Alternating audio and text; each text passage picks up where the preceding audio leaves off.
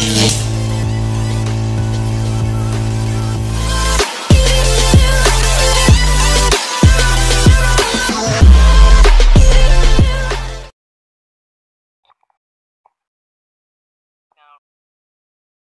magandang umaga sa ating lahat mga idol. Tuloy tayong mamana natin ngayon ang umaga. Dalawa kayo ngayon magkasama. Si Bro Boy, yan may lalakarin. Hindi makakasama. Si Bro Daryl naman, yan, lalaba. Kaya hindi rin makakasama. Bali ito lang yung dala natin na pana. Badjaw type. Salvima rubber. Prime line. Gear natin. Tidor. Ano naman natin gawaan. Bali yung pamana namin ni Bro Richard, paikot. Bukan dito kami bababa, yung lumana, paikot. Pag kinaya namin, na kami ahon. Pag hindi kami kapusin ng oras. Pero pag medyo kapos na kami ng oras, doon na kami ahon sa may parula. Abang-abang na lang. Sana maka-silensya tayo. Maging safe yung dive natin ngayon. Go! Dive safe sa lahat. Right.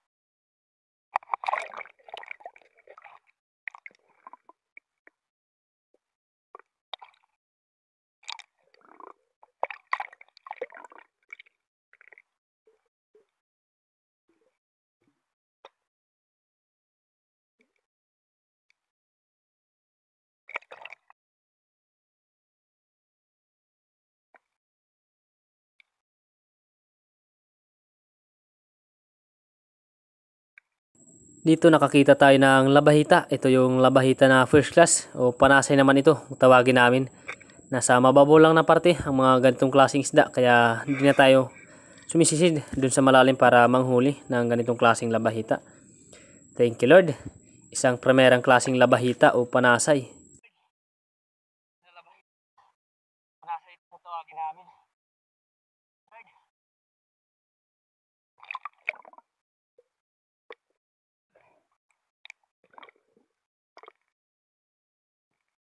Sa dive natin ito nakakita tayo ng omakpak kung tawagin namin, o isang klase rin ng labahita. Ito yung labahita na maitim na hindi gaano lumalaki.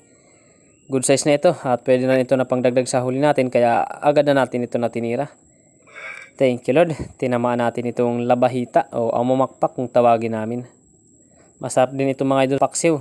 Lalo na pag may gata yung paksiw natin.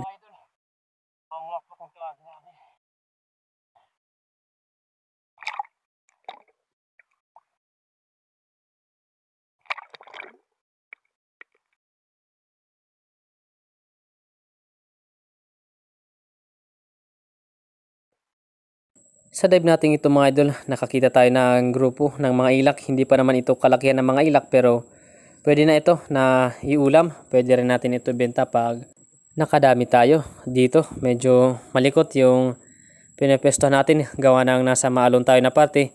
At medyo malikot rin yung mga ilak, kaya nahirapan tayo sa pag-target. Nakakapili naman tayo ng papanay natin na ilak, kaso nahirapan tayo. Kaya hinintay lang natin na makatiming at pumana ng ilak na huhuli natin. At eto, may napasin tayong ilak na papalapit sa atin, kaya agad na natin ito na tinira. Thank you Lord. At tinamaan natin itong ilak. Sayang, tinamaan naman natin itong ilak kaso nakatanggal. Hindi maganda yung patama natin dun sa ilak, kaya nakawala ito. Sayang, good size na sana yung ilak na pangbenta. Hayaan na lang natin, baka makasalubong pa tayo ng grupo ng mga ilak. Babawin lang tayo.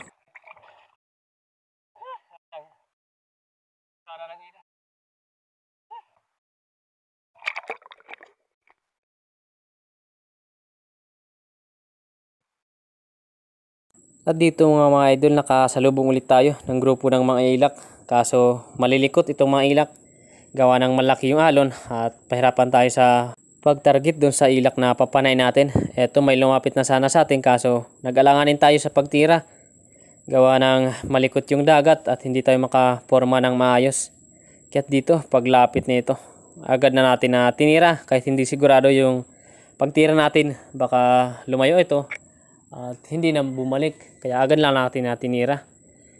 tinamaan na naman natin, kaso alanganin lang yung ating patama, kaya agad ko ito na hinawakan para sigurado na hindi ito makakatakas.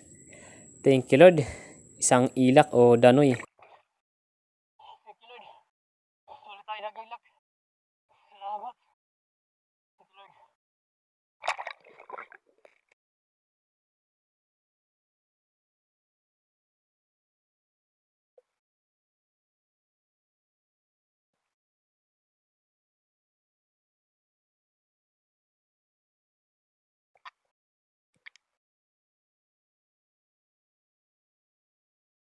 Umabante lang tayo ng konti dun sa nahulihan natin ng ilak. Ito, may mga ilak kasi tayo dito nakita. Andito pa yung grupo ng mga ilak, kaya pumesto tayo dito sa ibabaw ng bato at naghintay na makatiming tayo na may lumapit sa atin ng ilak para panain natin. At eto, may lumapit na, kaya agad na natin ito na tinira. Thank you Lord. Tinamaan natin itong ilak. Medyo ang alanganin niya lang yung patama natin, pero hindi naman ito makakawala. Kaya agad lang natin na hinawakan para sigurado masisecure natin itong ilak at hindi ito masasayang. Thank you Lord. Kahuli ulit tayo ng ilak. Salamat.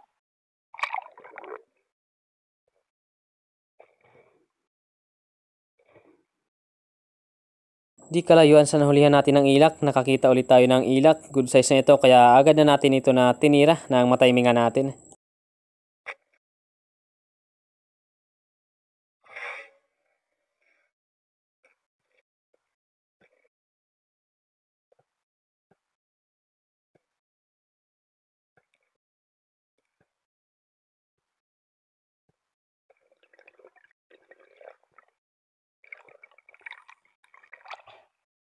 Thank you Lord. Kahuli ulit tayo ng ilak. Kaya may duwan sana kanina sa atin na malaking tangigi. Estimated natin ng 9 kilo. Hindi lang natin mapana. Laki kasi ng katawan. Masasayang lang yung ano natin. Yung pana natin pag hindi natin napaganda yung patama, kaya hindi lang natin tinira. Na rin, hindi natin nahuling tangigi. May mga ilak naman tayo.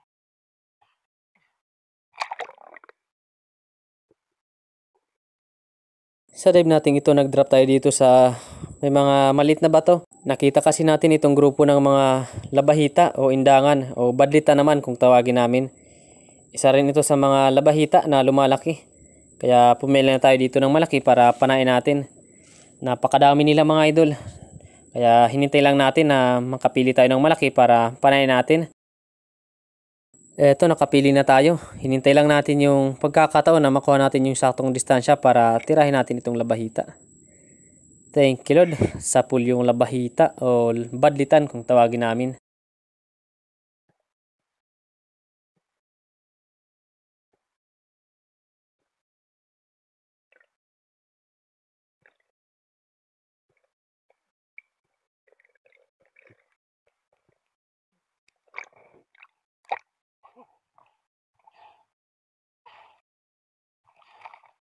Hindi agad mga idol.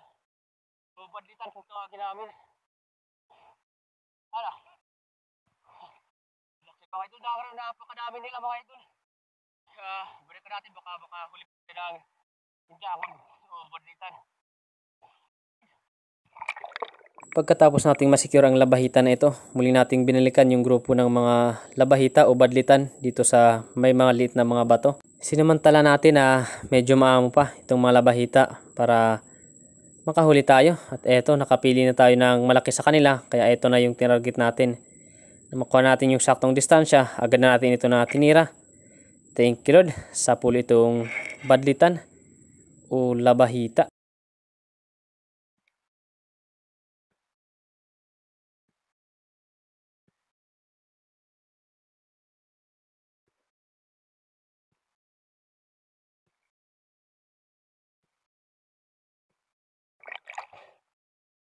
Thank you Lord. Nakahuli ulit tayo ng badlitan na indangan.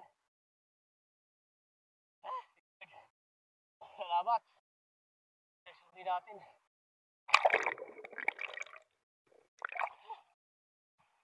Baka na kayo idol.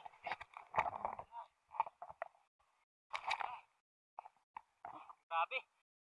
Lumaki na yung mga alon. Sayang kung malaking pana sana yung dala natin. Jackpot tayo. Napakalaki kanina ng King Mac na lumapit sa atin. Kaso di natin mapana. Alanganin kasi yung pana natin. Medyo masyado pa yung King Mac. Nasa 3 meters siguro yung distansya sa shaft natin. Kaso di natin tinira. Medyo mahina kasi itong pana na gamit natin. Tapos isang tribali. Di natin nahuli. Sayang. Pag maliit talaga yung dala natin na pana, may mga malaking isda nagpapakita. Pero yung invert na pana natin yung dala natin, halos walang magpakita na laking isda. Pero ayos na rin yung mga nahuli natin ngayon. Kakabintar na rin tayo. Kuha rin tayo ng ilang piraso na ilak, tapos mga labahita. Ano bro, mabalod? Grabe. Kanina nang bumaba kami, hindi ganito kalaki yung mga alon. Biglaan na lang na lumaki yung mga alon. Dala siguro to ng low pressure. Bali, tabi lang tayo mga idol dun sa bahay para ipakita natin yung mga nahuli nating isda. So yun mga idol, bali ito yung second class natin na isda, yung labahita at itong surahan na bayarungon. Ito naman yung first class natin. Ayan. Tinubungan kani daw kani daw. Tuloy natin ito. Tinubungan ng kapasian. Ha? Tinubungan. Tikaw lang. Tinubungan ng kapasian. Da. Ayan. 4. 4-8. Kulanghin 2 kaguhit niya mag tupat. 3-8. 3. Ayan.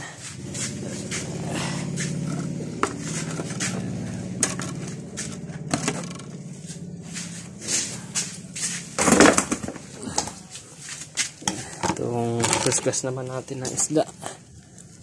First class, ilak. Ilak.